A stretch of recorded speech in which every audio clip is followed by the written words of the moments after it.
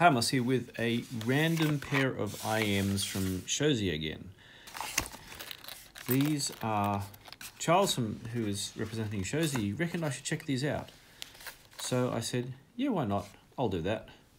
So let's have a look what's in the case. The last pair I had was a $50 pair of IEMs, and they were actually pretty good value. These are shiny, so I liked what they did before. And Charles insists they're aiming for value, not just high price, which I can live with that. Sounds good. These are very funky. Have a look at this.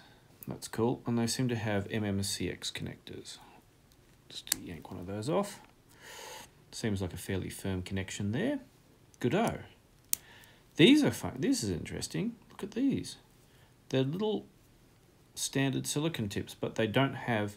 Normal silicon tips, you have kind of a chamber that you get from the silicon tip.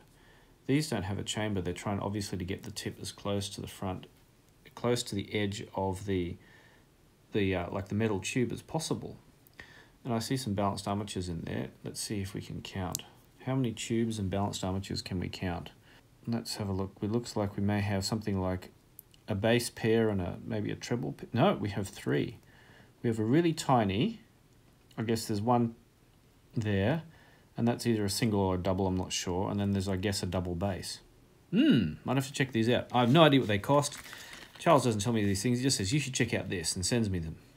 So I'll have a listen and compare them. I've got the FIO IEMs here. We'll compare them, and then, after I've done that, I'll ask Charles the cost, and we'll see how they sound. So since the unboxing, I've spent a lot of time listening to them, and I know how much they cost, and well, you can all look it up online. It's been quite interesting. They've got certainly very nicely made, certainly very packed with features. You have the nice shiny cable for a pair of IEMs that are only $165. The interesting thing is they have these little removable kind of filters. Well, it's not really much of a filter. It's more that there's a little bit of a kind of metal grating in there, a little grating. There's two different versions with very slightly different grating. I don't know how well you can see. So I've got the light to one side because I can't have it directly over quite, but it has, they had two different versions of the grating. In the end, I'll get that out of the way. This is the second version, one that was already in the packaging. And I found that with the one that was on the IEMs already, I thought that the mid-range was a little bit funky, maybe around the 2 to 4 kilohertz range, something wasn't quite right. And I thought, oh, of course, we have these little filters we can put in, so let me switch them and see if it sounds better. And then things started to even up really nicely. So we saw that they have these tips which sit almost flush. Ergonomics-wise, that means that they don't have a very deep insertion.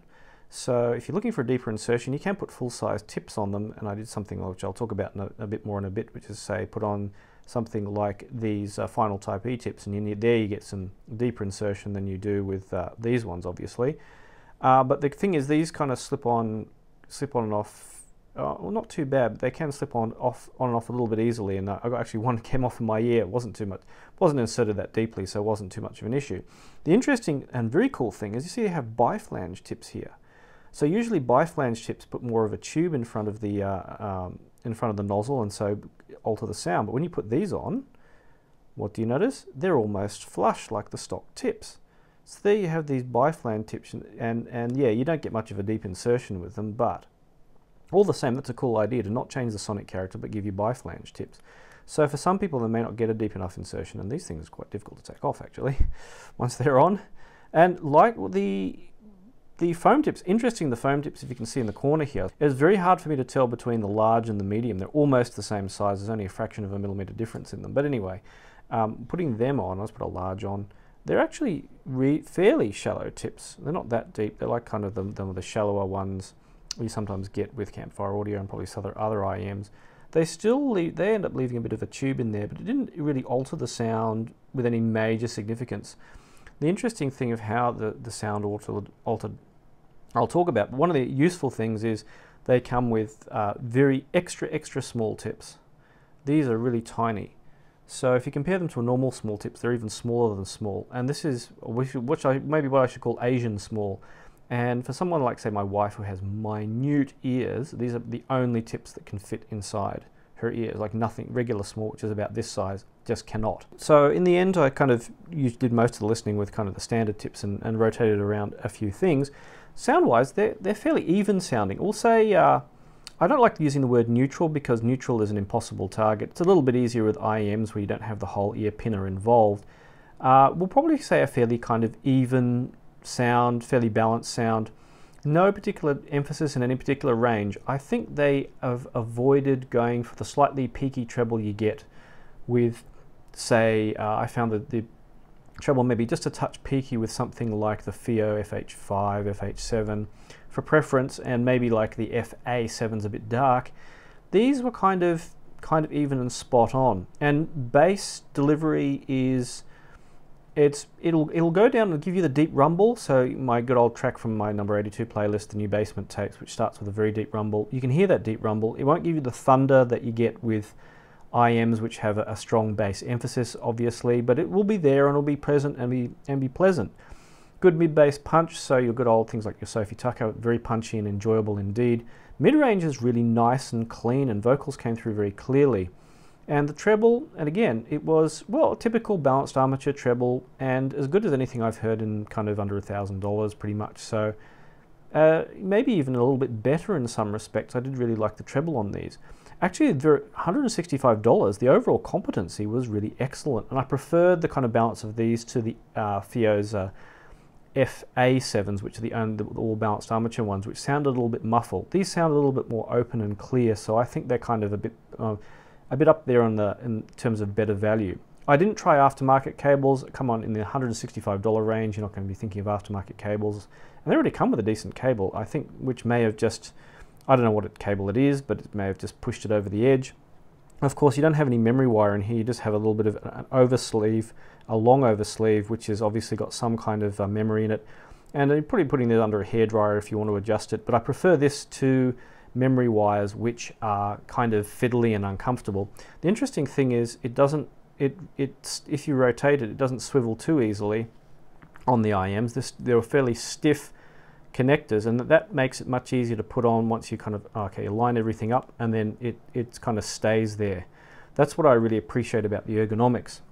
So in overall, I mean, there's probably not a great deal to say more about the sound, other than I just changed with the stock filters and ran on a couple of other tips. The final Type E, I tried spin fits, no particular change there, a little bit of a subtle change in sound, but the final Type E were really interesting. Putting those on, it didn't seem to change the frequency response. It may have a bit, but you know, I wasn't being over focused and trying to pick out tiny frequency changes. But it improved the dynamics dramatically.